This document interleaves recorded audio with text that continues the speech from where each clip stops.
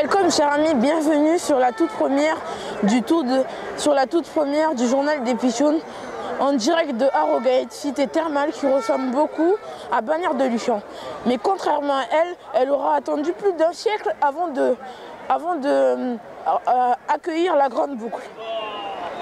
Les coureurs sont partis de Leeds ce matin pour débuter une magnifique étape dans le Yorkshire. Le soleil est au rendez-vous tout comme la foule. On retrouve tout de suite Yacine pour le classement du jour. Bonjour à tous. Et oui Paul, quelle foule incroyable! Tout le peuple anglais attendait Mark Cavendish, mais il fut victime d'une vilaine chute qui profite à Marcel Kittel qui s'impose ici à Harrogate. L'Allemand endosse du même coup le maillot jaune et vert. Jens Vogt, pour son 17e tour, s'empare du maillot à pois. Peter Sagan, seconde l'étape, se place en tête du classement du meilleur jeune. Merci Yacine pour cette précision. On passe tout de suite au clin d'œil du jour.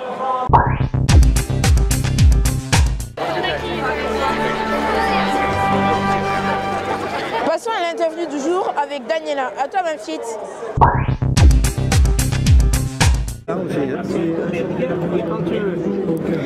Oui Paul, je suis avec Bernard Thévenet. Bonjour Bernard Thévenet. Bonjour. Est-ce qu'on pouvait vous faire une interview? Bien sûr. L'Angleterre ne deviendra-t-elle pas la capitale mondiale du cyclisme? L'Angleterre s'intéresse au cyclisme de compétition, tout au moins depuis on va dire une bonne vingtaine d'années. Avant, il n'y avait pas grand-chose.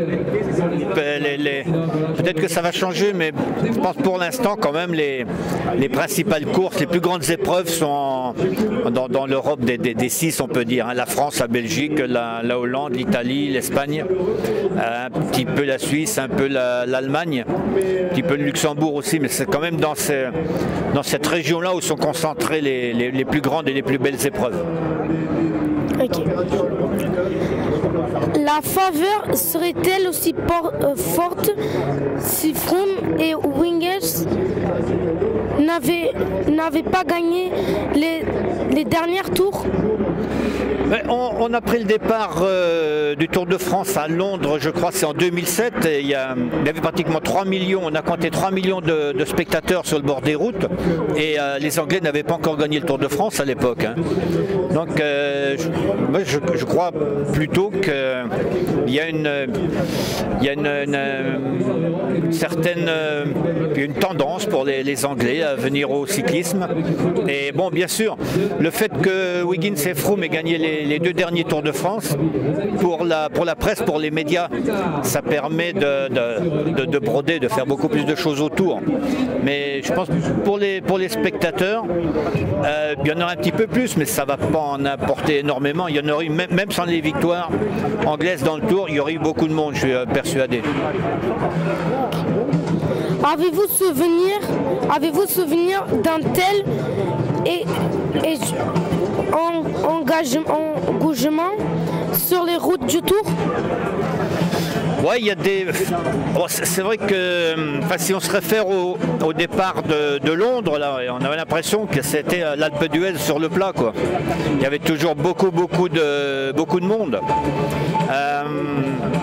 Il faut dire aussi que le Tour de France à 100 ans, c'est que la troisième fois il vit en Angleterre, donc pour eux c'est un monument qui se déplace chez eux. Chez nous en France, tous les ans, ou tous les 2 ou 3 ans, on peut voir passer le Tour de France à moins de 50 km de chez soi.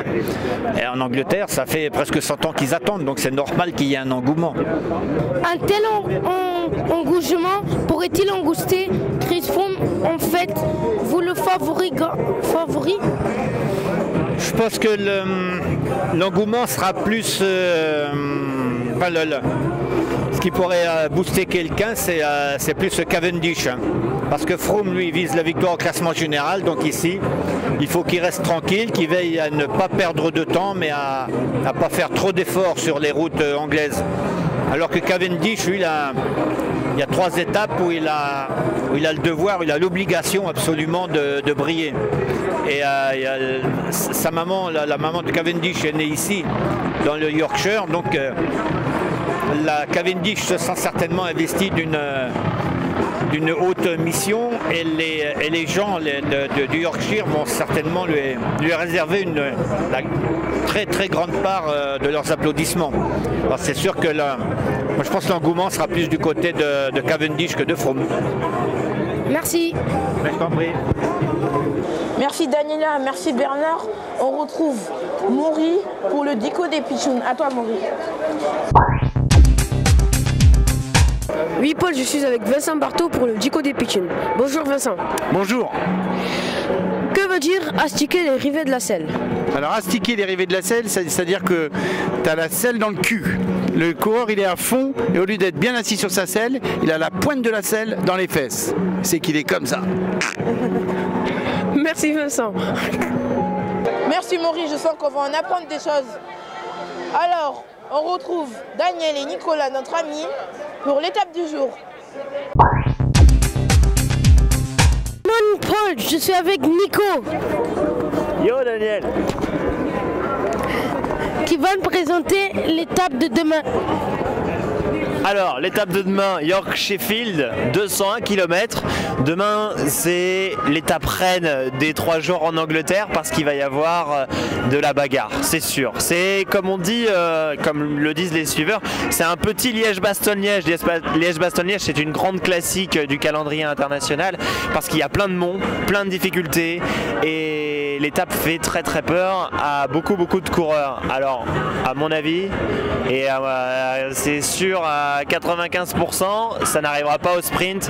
Il va y avoir forcément un bel écrémage avec alors un sprint intermédiaire kilomètre 68,5 et 9 difficultés répertoriées dont 5 de 3e catégorie et le sommet de la dernière bosse à 5 km de l'arrivée.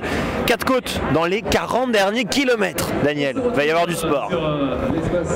Quel est ton favori? Ah, pour demain, c'est une bonne question parce que y en a pas mal. Il y en a pas mal qui peuvent bien marcher demain. Simon Gerrans. Simon Gerrans, c'est un coureur qui a gagné d'ailleurs Liège-Bastogne-Liège. Il passe très bien les bosses. Il aura une belle carte à jouer demain. Le coureur australien Simon Gerrans pour moi. Merci. Merci Daniel. Merci de nous avoir suivis. On se quitte avec le pitchoun du jour et les images du jour. Goodbye. Bonjour, je m'appelle Yacine, j'ai 11 ans et j'habite dans un quartier qui s'appelle Rennery à Toulouse.